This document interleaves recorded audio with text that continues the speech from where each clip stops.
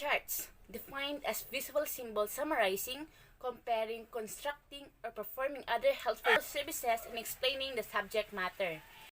It is meant to depict pictorial and written information in a systematic way by effective arrangement of the key facts. Charts enable students to see ideas visually laid out in an organized way. Purpose of charts: to visualize an item. It is otherwise difficult to explain only in words, to highlight important words, to provide outline of print materials covered in presentation. There are 6 types of charts. First, flow or process charts. Water cycle is an example of flow process charts.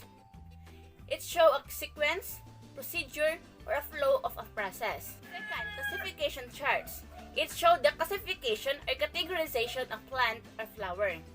Tabular charts. It is a presentation of data. Organizational charts. It shows how one part of the organization relates to other parts of the organization. Stream or tree charts depicts development, growth, and change by beginning with a single course. It starts with the trunk of the tree, which spread out into many branches. Timeline charts. It used to illustrate a set of events chronologically. Advantages of charts. Charts improve the level of retention among students. Using charts during a lesson helps engage students a lot. Many students are visual learners, so they understand and retain information better when the concepts are associated with images. It improves the understanding of a topic. Charts improve academic performance of students. It attracts attention, reduces the amount of verbal explanation, and encourages action. Disadvantages of charts. Charts cannot be used for a large group. Small visual aid can only cater small group rather than large group. Charts cannot be used for illiterate group.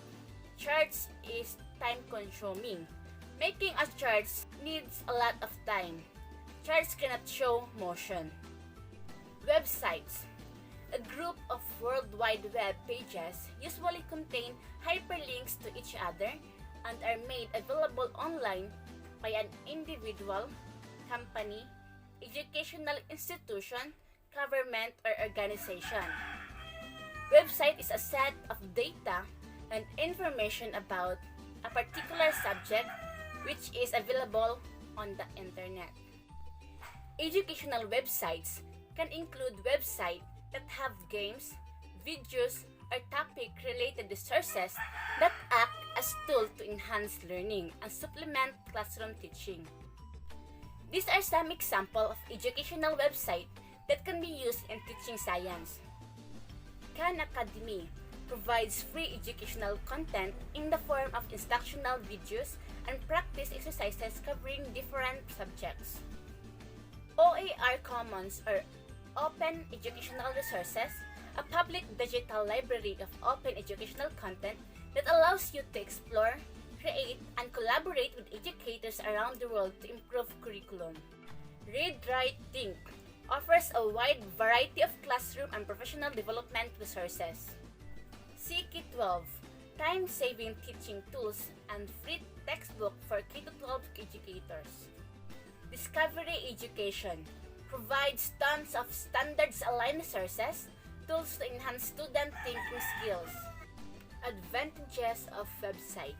Unlimited information, develops cooperation, develops the ability to derive meaning and engage in active discourse. It encourages learners' active participation and knowledge construction. Disadvantages of website. Information are not accurate.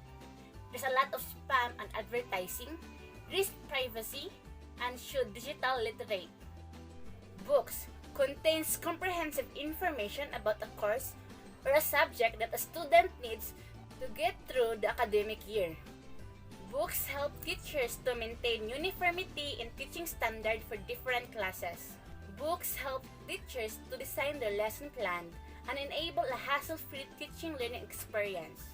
Advantages of books. Books are especially helpful for beginning teachers. It provides organized units of work. Books or textbook are detailed sequences of teaching procedures that tell you what to do and when to do it. Good books are excellent teaching aids.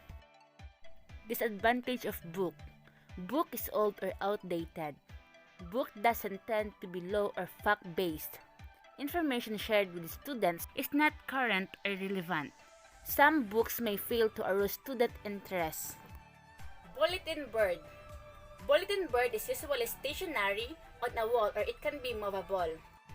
This is the medium form displaying materials, which must be cooperatively planned and put up by the teacher and her student. 4 types of bulletin board that can be used individual combinations to create stimulating and differentiated classroom environments across the grade levels. Aesthetics bulletin board helps students develop an appreciation for the world in which they live. Provide opportunities for students to dabble into unfamiliar topic areas and to develop interests they did not even know they had. These types of boards compel the student to think about the subject. They visually appeal to the class. In other words, aesthetic bulletin boards helps in a better understanding of the topic. Informational bulletin boards provide students with key pieces of information that can be narrow or broad in scope. This type of boards offers students important information.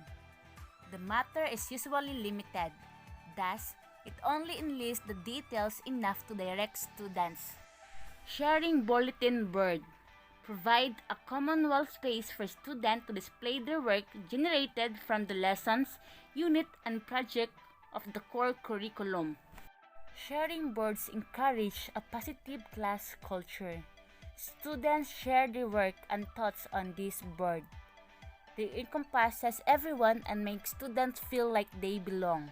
Interactive bulletin board function as an instructional tool that can be built into existing learning experiences or lesson plan.